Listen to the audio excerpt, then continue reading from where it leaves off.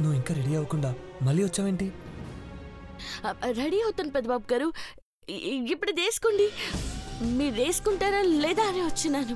నువ్వు తీసుకొచ్చి పెట్టాక ఇష్టం లేకపోయినా ఈ బట్టలే వేసుకోవాలని ఫిక్స్ అయిపోయాను తెలుసా? అట్టాగా పెద్దబాబు గారు. ఏమేం పార్వతి, ఆ కన్నీళ్ళేంటి? ఏం కాలేదు పెద్దబాబు గారు.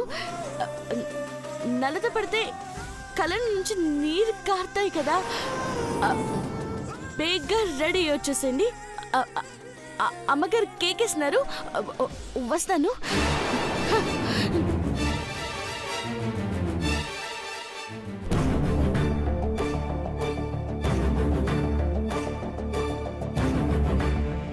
నీలు, పెదబాబు కేక పెడతాడంటావా? కుడితే కేక పెడతారు ఎవరైనా. కోడి గుడ్డు పెడుతుందంటే నమ్మొచ్చు, దేవా కేక పెడతాడంటే నేను అస్సలు నమ్మను. ఎందుకు? పెదబాబు మగధీరుడమ్మా, నిన్నే భరిస్తున్నాడు, తేలును భరించలేడా?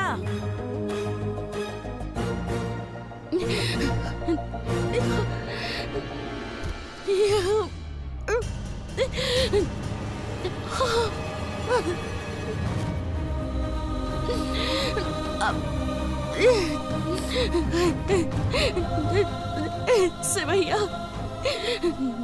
నా దేవుడు, నా మొగుడు పెద్దబాబు గారని గర్వంగా చెప్పుకునే రోజు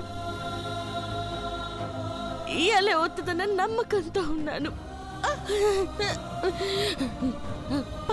పార్వతమ్మతో నీ పెళ్లి జరిపిస్తాయి, అంత మంచి జరుగుతుందని. అమ్మగారు నన్ను పెద్ద కోడలుగా ఒప్పుకుంటారని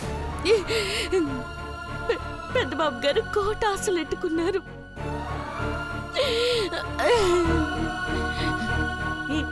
ఇంకే ఆపద రాకుండా కాపాడు తండ్రి.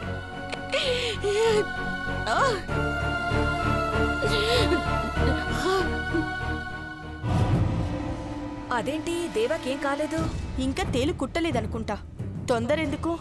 దేవ జేబులో చేయి పెట్టిన మరుక్షణం కేక పెడతాడు. ఒక్కసారి చూస్తారా?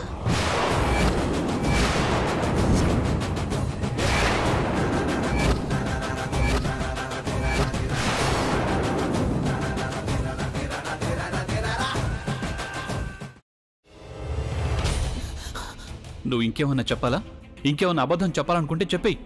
నేను చూడాలనుకుంటున్నాను నన్ను మోసం చేయడానికి నువ్వు ఎంత నీచానికి దిగజారగలవు అని. ఎందుకు ఆలియా, ఎందుకు నువ్వు ఇలా చేసావు? నీకు తెలుసు కదా నానమ్మ తర్వాత నీ ఒక్కదానిని కదా నేను పూర్తిగా నమ్మేది. ఏమన్నావు నువ్వు? ఈ మధ్య అన్నిటినీ మర్చిపోతున్నావా? అది చాలు. వాటిలో ఉన్న శక్తి విషయాన్ని గ్రహించి మనకు వివరిస్తాయి.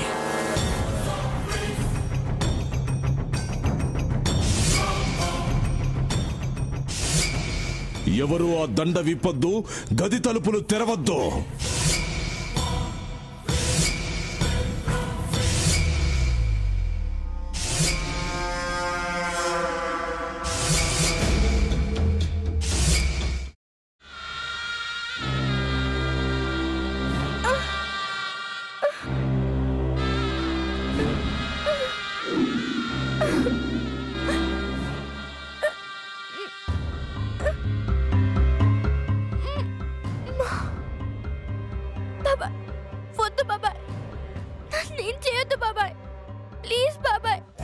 నీకు నిజం తెలిసినప్పుడే నా ఆలోచనలో నువ్వు చచ్చిపోయావు.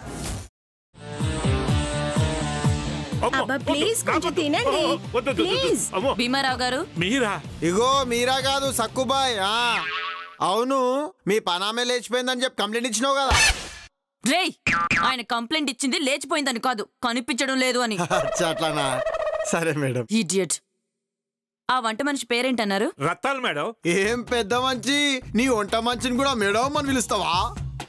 రేయ్ హాఫ్ బ్రెయిన్,